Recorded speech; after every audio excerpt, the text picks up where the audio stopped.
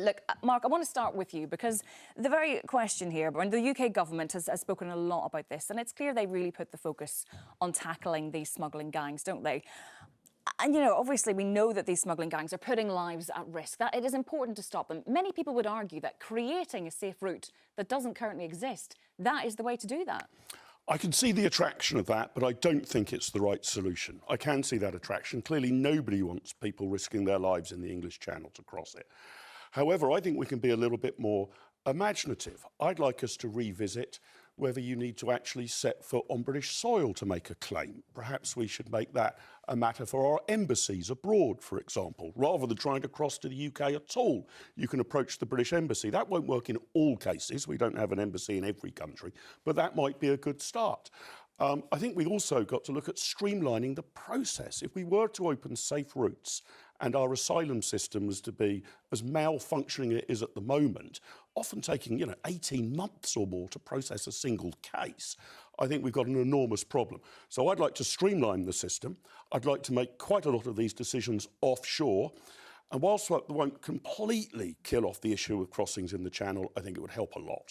Do we have a moral obligation, a humanitarian responsibility for those people who are fleeing what are desperate circumstances? We definitely do. The question is exactly where does that responsibility begin and end? So I think if people are fleeing persecution and can show that, and on the balance of probabilities that's what's happening to them, we need to try and ensure they have safe haven. That needn't be safe haven in the United Kingdom, for example. I mean, the last time I checked, France counts as safe haven. If our obligation is to make sure your life is not in danger, you're not going to be tortured or whatever, then being in France is fine.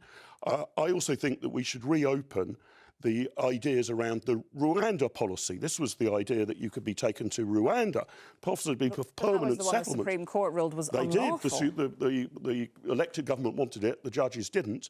I'm not saying the plan was perfect, but I don't think we need to necessarily provide safe haven here in the UK. We need to provide it somewhere or ensure people have got it. But that might be them staying in France, or it might be sending them to a third country. We need to be much more imaginative about that. I'm sorry that our Supreme Court wasn't.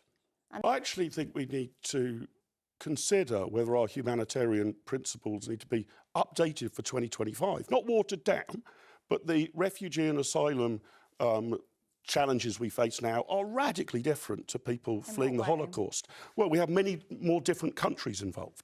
It's generally easier for people to travel, even if they're taking the terrible option of a risky boat across the English Channel. So I think we need to take a long, hard look about what we think our obligations are. We have them, that's for sure. But only 1% of human beings live in the United Kingdom. Of the other 99%, a very large number would like to come here. We clearly can't accommodate all of those who would like to come here. We need a much better system of working out who the people are who are genuinely fleeing persecution and who the proportion are who are frankly swinging the lead and are not fleeing persecution, just want to get to the UK for their own personal economic reasons. They should be in the immigration system, not the asylum system. All of this has gone horribly wrong. I think we can at least agree we don't have a system fit for purpose, but I think we need to wholly update it for 2025, and that's going to require a lot of imagination, I think, and new ways of doing things.